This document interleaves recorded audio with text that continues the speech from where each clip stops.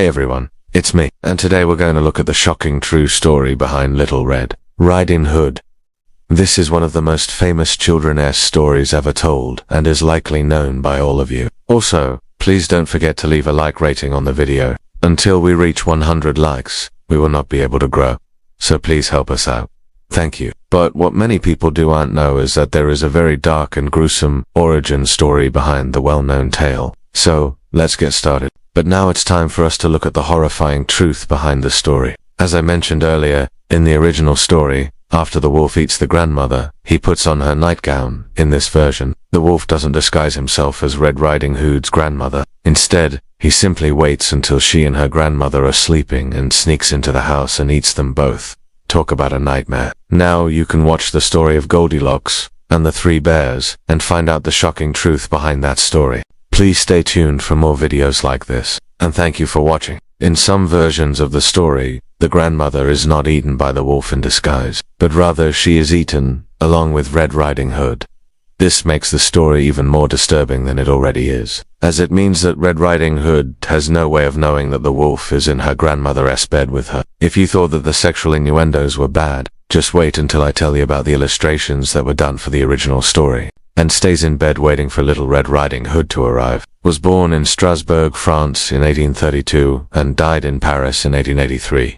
During his lifetime, he was quite successful and published several books of his art, including the fairy tales of Mother Goose and the fairy tales of the Brothers Grimm. While he is best known for his biblical paintings, he also produced several pieces of artwork for the story of Little Red Riding Hood.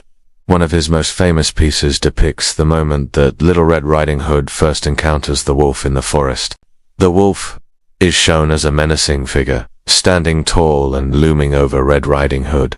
His eyes are glowing and his teeth are bared in a snarl. Red Riding Hood, on the other hand, appears as a helpless victim. She is small and frail compared to the wolf, and her basket is falling apart. Another one of his paintings depicts the moment that the wolf is about to eat Red Riding Hood. The wolf is shown as a grotesque beast, with his fur matted and his body twisted. Red Riding Hood is also shown as a victim in this painting, with her clothes torn and her face pale with fear. These paintings are not suitable for children and were likely too disturbing for adults at the time. When she does show up, she notices that her grandmother looks a little different. She is covered in hair and has a large mouth, but Red Riding Hood is too concerned, and even jokes about how pretty her grandmother's new fur cap is.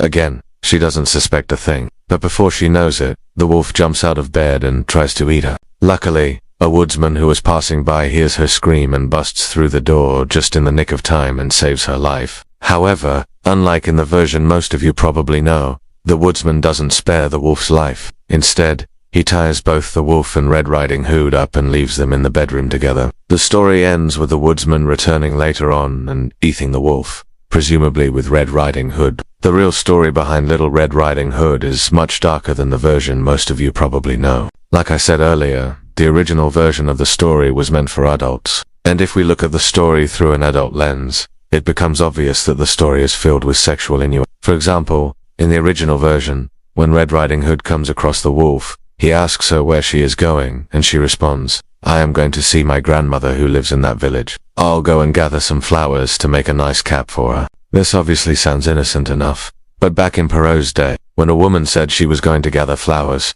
she didn't mean she was going to pick wildflowers. She was actually referring to the flower of a plant called a mandrake, which was commonly used as a female contraceptive. Mandrake contains a substance that prevents pregnancy and was widely used during the Middle Ages to prevent unwanted pregnancies. Perrault would have known this and included it in the story as a way to hint at Red Riding Hood's innocence. But the wolf does not seem to understand this, and continues to ask her questions that are clearly sexual in nature.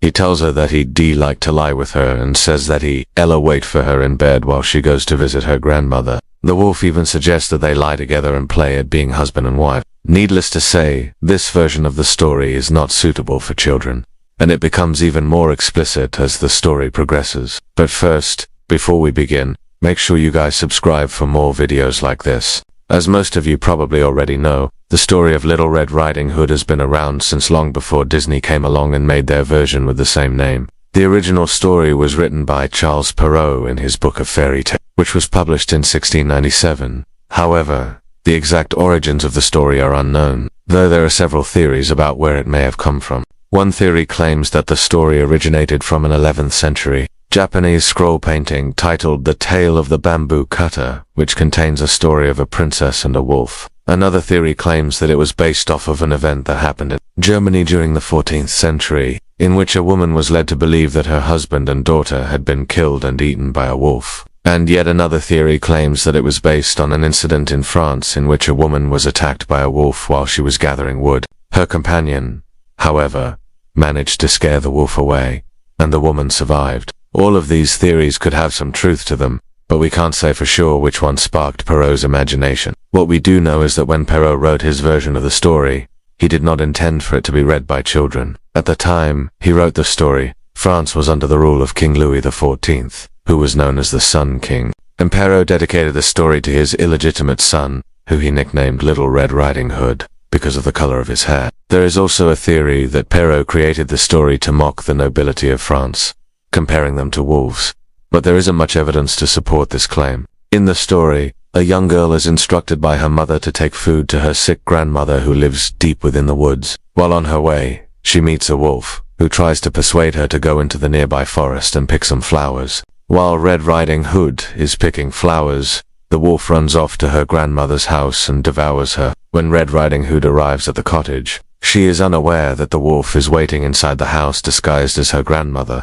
The wolf jumps out, tries to eat Red Riding Hood, but a hunter who was passing by hears her screams and bursts through the door just in time to save her life. He kills the wolf, and the two escape just before it's too late. While the ending of this story is relatively happy compared to its origin, the story of Little Red Riding Hood has existed in one form or another for hundreds of years, and even Perrault admitted that he had heard the story being told around France before he wrote it down. Regardless of where the story came from, or who it was intended for, over the years it has become one of the most popular fairy tales of all time. If you think that's bad, then just wait until I tell you what happens to the grandmother. But there is more to the story than that. You see, there is another version of the story that is even more brutal. There have been many illustrations done of the story of Little Red Riding Hood, but none are more disturbing than those done by French artist Gustave. So now you know the dark and disturbing truth behind Little Red Riding Hood.